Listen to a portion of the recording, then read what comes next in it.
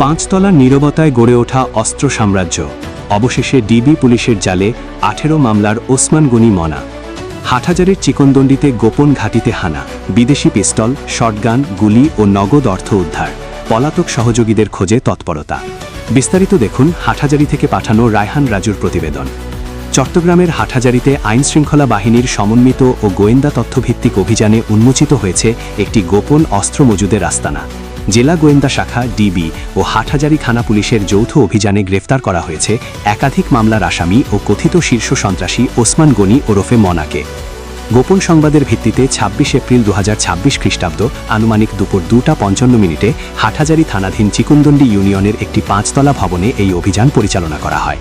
সংশ্লিষ্ট সূত্র জানায়, ভবনটি দীর্ঘদিন ধরে অবৈধ অস্ত্র সংরক্ষণ ও সরবরাহের নিরাপদ ঘাঁটি হিসেবে ব্যবহৃত হয়ে আসছিল।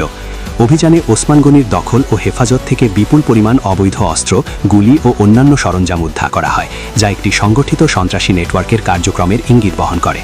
উদ্ধারকৃত আলামত: একটি বিদেশি 7.65 পিস্তল ম্যাগাজিন সহ 3টি একনলা শটগান, 11 রাউন্ড 7.65 পিস্তলের তাজা গুলি, রাইফেলের গুলি, 17 রাউন্ড শটগানের কার্তুজ, দেশীয় ধারালো অস্ত্র, চাপাতি ও সুইচ গিয়ার চাকু, নগদ 51,000 টাকা, বিভিন্ন মডেলের একাধিক মোবাইল ফোন। প্রাথমিক জিজ্ঞাসাবাদে গ্রেফতারকৃত ওসমান গনি অবৈধ অস্ত্র ব্যবসার সঙ্গে জড়িত থাকার কথা স্বীকার করেছে বলে জানিয়েছে পুলিশ।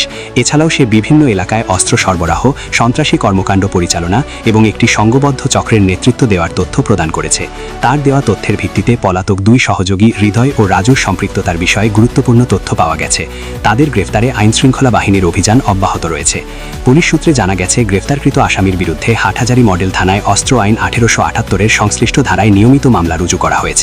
পাশাপাশি সিডিএমএস পর্যালোচনায় তার বিরুদ্ধে হত্যা, ডাকাতি, মাদক ও অস্ত্রসহ মোট 18টি মামলা রয়েছে বলে নিশ্চিত হওয়া গেছে।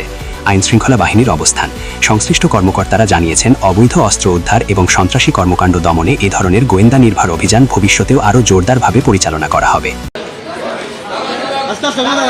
গতকাল আড়াইটার দিকে হাটহাজারি থানার চিকনদণ্ডী গ্রামের একটি 5তলা ভবন থেকে আমরা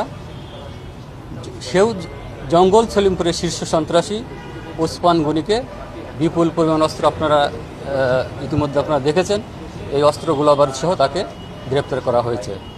ওসমান গনি তার নামে 18টি আগ্নেয়াস্ত্র, ডাকাতি এবং খুন মামলা রয়েছে এবং সে জঙ্গল সলিমপুরের শীর্ষ সন্ত্রাসী হিসেবে পরিচিত এবং তার কাছ থেকে গুরুত্বপূর্ণ তথ্য আমরা পেয়েছি এবং এই অস্ত্র বেচা কিনা এবং এই সন্ত্রাসী কর্মকাণ্ডের সাথে যারা জড়িত আছে সবাইকে আমরা আশা করছি অতি দ্রুত গ্রেপ্তার করতে সক্ষম হব।